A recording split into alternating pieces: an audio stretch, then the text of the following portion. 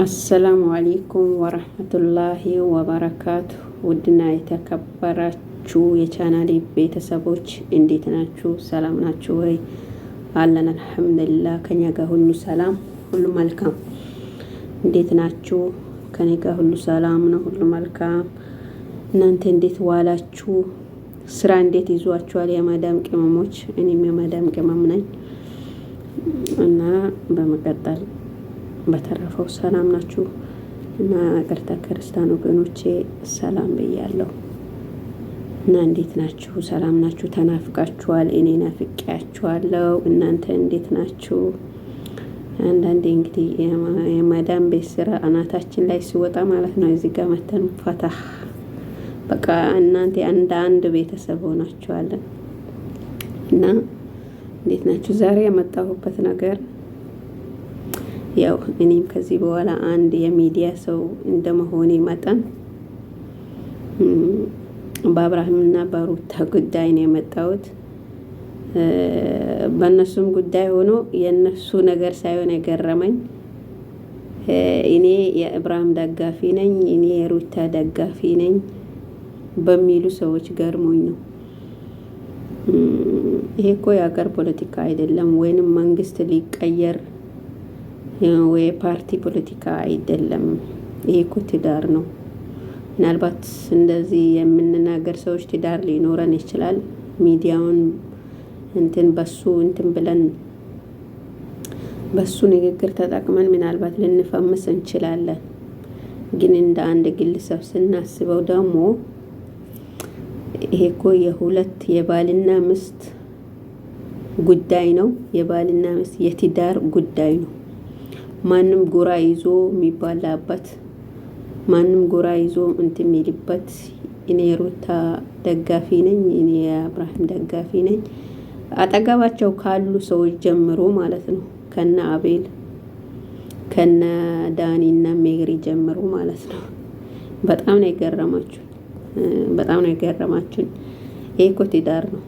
ምናልባት እነዚህ ሰዎች በእልክ ተያይዞ ሊሆን ይችላል በሰዓቱ። እኛም እንደነሱ ትዳር አለን ሳያስቡት በእልክ ተያይዞ ይሆናል እንጂ መሀላቸው ላይ ፍቅር እንዳለ ሁሉም ያውቃል። እነዚህን ሰዎች ለመለያያት በዚህ ልክ ደጋፊ ነኝ የከሌ ደጋፊ ነኝ ብሎ ጎራ ይዞ እንትን ማለቱ ተገቢ አይመስለኝም። እኔ የማንም ደጋፊ አይደለሁም። እንድታቁልኝ የምፈልገው ነገር የማንም ደጋፊ አይደለሁም። እኔ በትዳር ውስጥ ደጋፊ መሆንም አልፈልግም፣ የማንም ደጋፊም አይደለሁም። ይሄ እኮ ትዳር ነው። በሁለት ሰዎች ትላንት አብሮ የነበሩ ልጅ ያፈሩ ሰዎች ጉዳይ ነው። አሁን ራሱ ቢለያዩ እንኳን ልጅ አንድ የሚያደርጋቸው ልጅ መሀላቸው ላይ አለ። በእነዚህ ሰዎች መካከል ገብቶ በዚህ ልክ እኔ የከሌ ደጋፊ ነኝ ማለቱ ብቻ ተገቢ አይደለም። ብቻ እንዴት እንደምታስቡት አላቅም። ብቻ አሁን ደግሞ በሩታም በአብረሽም በኩል ያየሁትን ጣልጣል አድርጌ ሊለፍ ማለት ነው። ምናልባት ወንድ ልጅ በባህሪው በቃ አልፈልግህም ከተባለ ከሄደ በኋላ መልሶ ፈልግሃለሁ ብሎ በዚህ ልክ እኔ ለሩታ እንደሄድ ምክሬ ነው። ባትከተይ ባይነኝ፣ አብርሃምን ባትከተዩ ባይነኝ። ምክንያቱም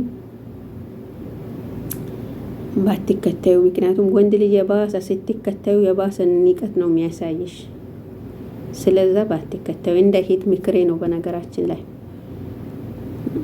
ባትከተዩ፣ ምክንያቱም ከጅምሩም ያው ጥፋቱ ያለው እሱ ጋር ነው። ሁሉ እኛው ምንም ሚዲያው ላይ ባንወጣም ከሚዲያ ጀርባም ሆነን እያየነው ነው። ጥፋቱም እሱ ጋር ስለሆነ ሊቆጭሽም አይገባም፣ ልትከተዩም አይገባም። እንደዛ አይነት ሰው ኖሩም አይጠቅምም። ቢሄዱም እንደውም ቆራጥ ሆነሽ የራስሽን ኖሮ ትኖሪያለሽ። ቢኖር ራሱ አሁን ከየተኛዋ ጋር ሊመጣብኝ ነው፣ ከየተኛዋን ይዞ ሊመጣብኝ ነው እያልሽ ስጋት ላይ ነው የምትሆኚው። እንደውም እንደዚህ አይነት ሰዎች ቆርጦ ከሄዱ ደስ ሊለን ነው የሚገባው። በትዳራቸው ረጋ ብሎ ለትዳራቸው መስዋዕት ከፍሎ ማይቀመጡ ከሆነ መሄዳቸው ደስ ሊለን ነው የሚገባው። ቆርጦ መሄድ ለአንቺ የሚቆርጥልሻል፣ ለሱም ይቆርጥለታል። እንደውም አንቺ ጥሩ ኑሮ ትኖሪያለሽ።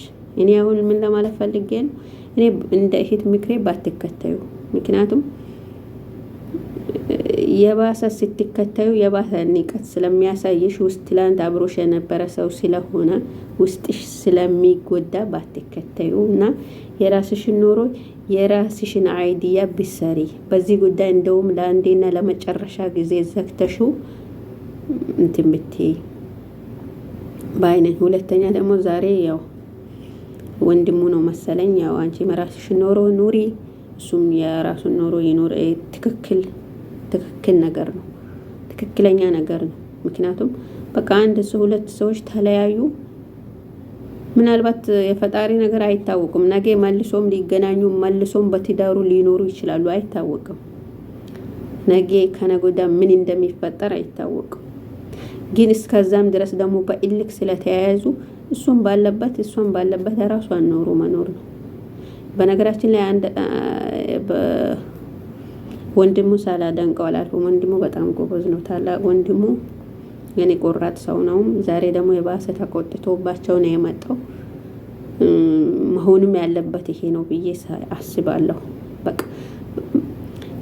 የሚዲያ ሰው ስትሆኑ በዚህም ሰው ለጥፏችሁ ፎቶ እንትን ቪዲዮ ሲሰራባችሁ የሆነ ውስጣችሁ የሚረበሽ ይመስለኛል። ብቻ መሆኑም አለበት ይሄ ነው ብዬ አስባለሁ።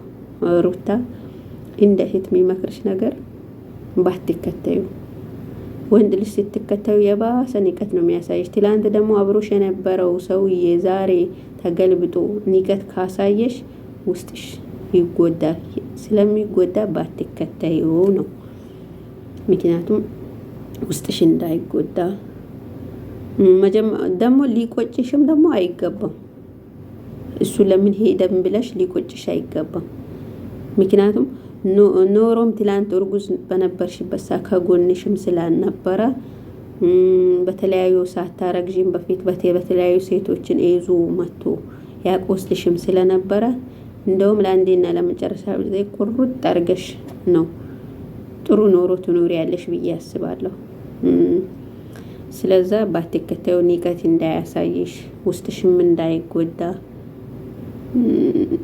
ከራሳችን ጋር አብሮ የኖረ ሰው በዚህ ልክ ቁርጥ አድርጎ በቃ አልፈልግሽም እንኳን 2 ልጅ ለምን 10 ልጅ ብትወጂ ምናምን በቃ እንኳን አንቺን ይቅርና እኛ ሴቶች በቃ ሴት እንደመሆናችን መጠን በቃ ከራሳችን ጋር የኖረው ሰው ይሄን ንግግር ሲናገር በጣም ያማል። ስለሚያም እንደግዴ ባትከታዩ ባይነኝ። እነዚህ ደግሞ በጎራ ይዛችሁ እንትን የምትሉ ሰዎች ነገ እነዚህ ሰዎች እኮ ቢታረቁ ታፍራላችሁ።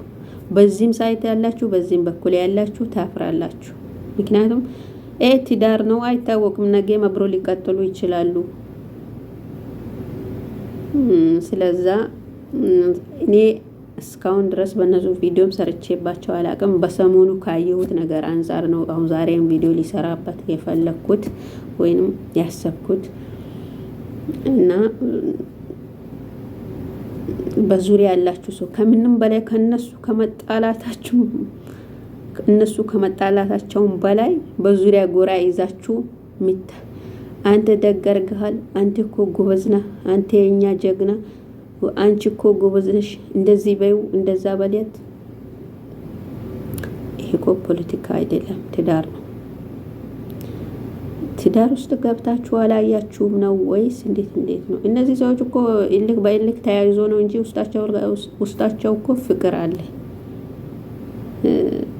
ያው ምናልባት ሚዲያው ለዶላርም ጭምር ሊሆን ይችላል ሚዲያው የሚሸቅሉበት፣ ግን ደግሞ በልኩ ቢሆን አይሻልም? በዚህ ልክ እኔ ያገባኛል ብላችሁ ሲቀጥል ደግሞ እኔ አንድ ነገር የሚናገረው ነገር ለአንዴና ለመጨረሻ ጊዜ እስኪ ተለያይታችሁ አንቺም ኖሮሽን የራስሽን አይዲያ ፈልገሽ እሱም ኖሮውን እየኖረ የራሱን አይዲያ ፈልጎ ይስራ። ሲቀጥል ደግሞ ሩታ ስትነካ አብርሃም ሃይ በቃ ምንም አሁን ብንለያይ ባለቤቴ ናት የልጄ እናት ናት። ማንም እንዲቆጣት አልፈልግም።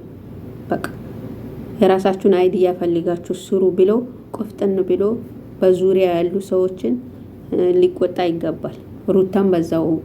ምክንያቱም እነዚህ ሰዎች ማቆም ስላለባቸው እነዚህ ሰዎች ያልሆነ የሆነ አይዲያ እየፈለጉ በእነሱ አማካኝነት እያመጡ የባሰ እነዚህን ሰዎች እንትን እያረጓቸው ነው ያለው።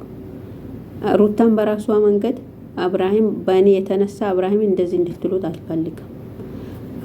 አብርሃምም ደግሞ ሩታን ለእኔ ያግዛችሁ ወይንም ለእኔ ወግናችሁ ለአንዴና ለመጨረሻ ጊዜ በሩታ ጉዳይ እንደዚህ እንድታቆሙ ፈልጋለሁ። የልጄ እናት ናት ብሎ ይሄ ሚዲያውን ጋጋታ ብታስቆሙት ባይነኝ። እንደ ግሌ ጥሩ አይደለም፣ ጥሩ አይደለም እና ይሄንን ለማለት ነው የፈለኩት። ያው እኔም አንድ ሚዲያ ውስጥ ያለ ሰው ስለሆንኩ በሰሞኑ ካየሁትም ነገር አንፃር እስኪ ሀሳብ ልስጣበት ብዬ ነው እና አበረታቱኝ። ላይክ አርጉ፣ ሰብስክራይብ አርጉ፣ ኮሜንትም ጻፉልኝ። እስኪ ሀሳብ አስተያየታችሁንም እፈልጋለሁ። ኮሜንትም ጻፉልኝ።